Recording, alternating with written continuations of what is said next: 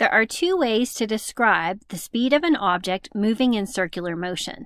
These are angular and linear velocity, and we'll study these in section 1.3. Before we jump into angular and linear velocity, however, we need to make sure we know how to use conversion factors. Quick note, linear velocity describes how fast an object's distance is changing in time.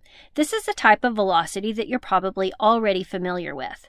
Now, angular velocity, new to trigonometry, describes how fast an object's angle is changing in time.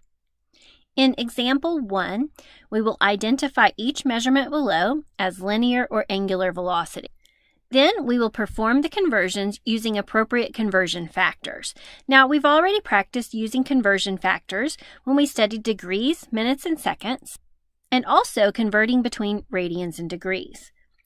Then we're going to round our answer to the nearest tenth where necessary. So beginning on example A, we have 200 kilometers per hour. Notice this is measuring a change in distance over time. Therefore, this one is a measure of linear velocity.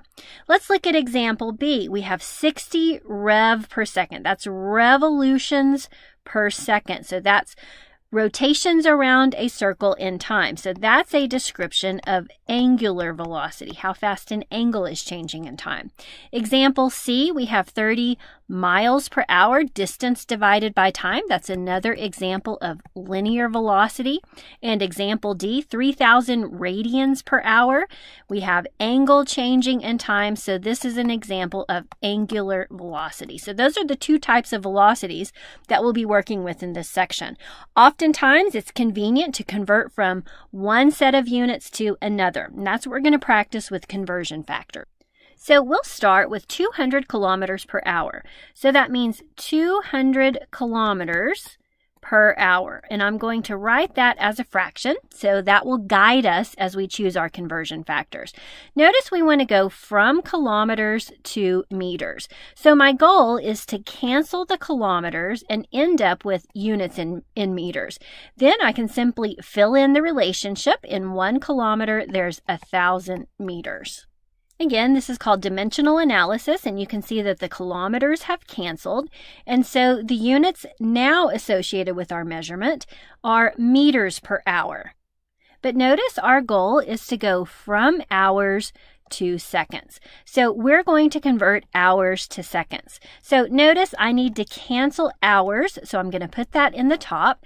And I'm going to go a couple of conversion factors here. You can do it all at once if you want to. But I'm going to go from hours to minutes and then minutes to seconds.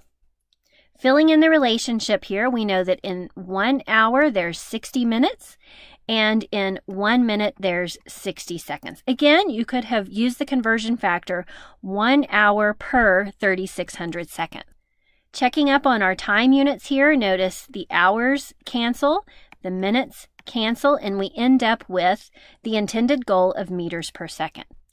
Multiplying straight across the top, we have 200 times 1,000. Let's see, that's 1, 2, 3, 4, 5 zeros. Divided by 3,600, and we have meters on the top, seconds on the bottom. We're going to go ahead and round this to the nearest tenth.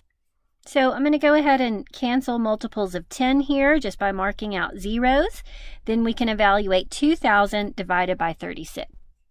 Just going to pop over to my calculator and evaluate that. Since we're rounding to the nearest tenth, 2,000 divided by 36 gives me 55.6. So we come up with approximately 55.6 meters per second. This is still a measurement of distance over time, so it's still a linear velocity. We've just changed the units of measure.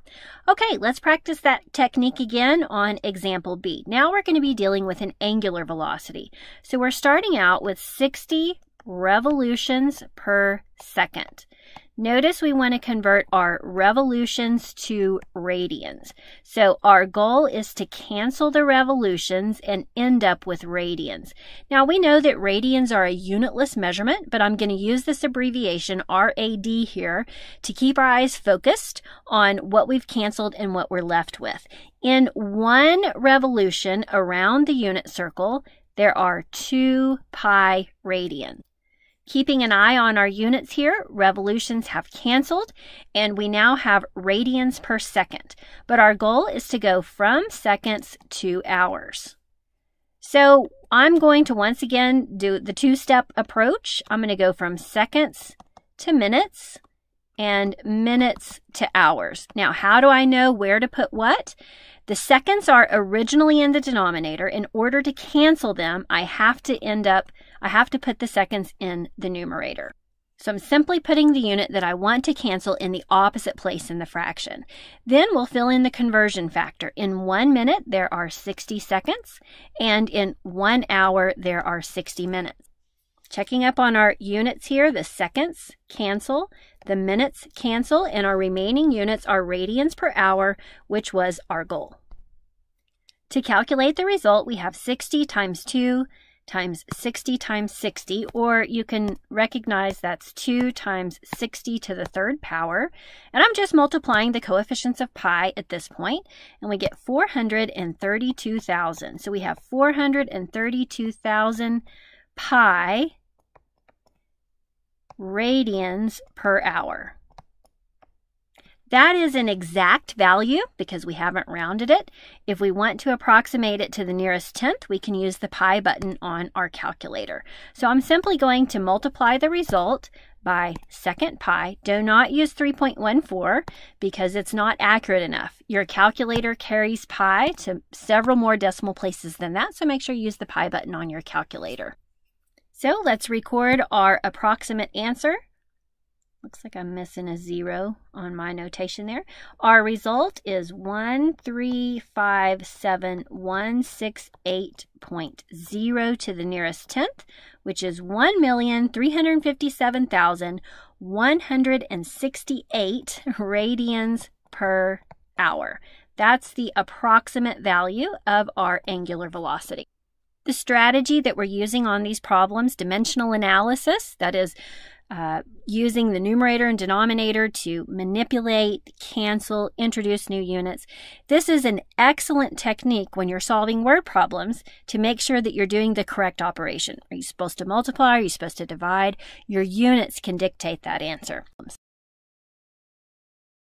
To convert the linear velocity, 30 miles per hour, to feet per second. So we need to convert miles to feet and hours to seconds. So let's begin with our given value of 30 miles in 1 hour. And let's begin by converting miles to feet. Now make sure you know these conversion factors. In 1 mile, there's 5,280 feet. Keeping up with our units at this point, we can see that the miles cancel and our current units are feet per hour.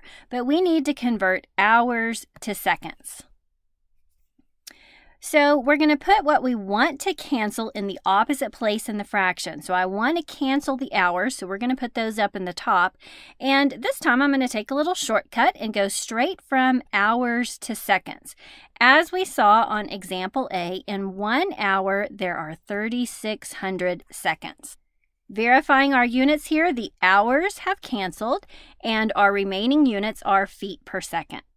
Multiplying straight across fractions, we need to evaluate 30 times 5,280 divided by 3,600. And we'll type that into our calculator. So 30 times 5,280 divided by 3,600 is going to give us, oh, it works out perfectly. It gives us exactly 44 feet per second. So no need to round on that one. It worked out nicely. On our last example, we're going to convert 3,000 radians per hour, which is an angular velocity, to revolutions per second. Now, all of these problems, even though they have different details, we're applying the same strategy to cancel the units and introduce the units that we desire. We'll do the same thing on example D. So we're going to start with 3,000 radians in 1 hour. And notice we need to go from radians to revolutions. So we're going to put radians in the denominator and revolutions in the top. Now we need the conversion factor between radians and revolution. Remember that in 1 revolution around the circle, there are 2 pi radians. As you can see at this point, the radians cancel and our current units are revolution per hour. But we need to cancel the hours and introduce seconds. Because the hours are in the denominator at this point, we're going to cancel them by placing that in the numerator. And again, I'm going to go straight from 1 hour to 3,600 seconds. Now, before I type this into the calculator, I'm going to go ahead and multiply straight across the numerator to get 3,000 revolutions. Do notice the hours units have canceled here. So we have revolutions on the top, and in the bottom we have 2 times pi times 3,600 seconds. I'm going to go ahead and multiply 2 times 3,600 to get 7,200, and then we also have a factor of pi in the denominator. And the units in the denominator are seconds. Now we do need to be very careful when we plug this into the calculator. We have an operation in the denominator, so it will be extremely important that we get that operation, that product, in parentheses when we type it into the calculator. So we'll evaluate 3,000 divided by, open parentheses, 7,200. We'll press our second key and the pi button. 3,000 divided by 7,200 pi. Rounding to the nearest tenth, it looks like we're going to get 0.1. So this is approximately 0.1 revolutions per second. This strategy of converting between one unit of measurement to another will not only be important in this section of trigonometry, but this is useful in all sorts of applications in physics, in calculus, biology, medicine, all kinds of interesting fields. So it's definitely a good technique to know.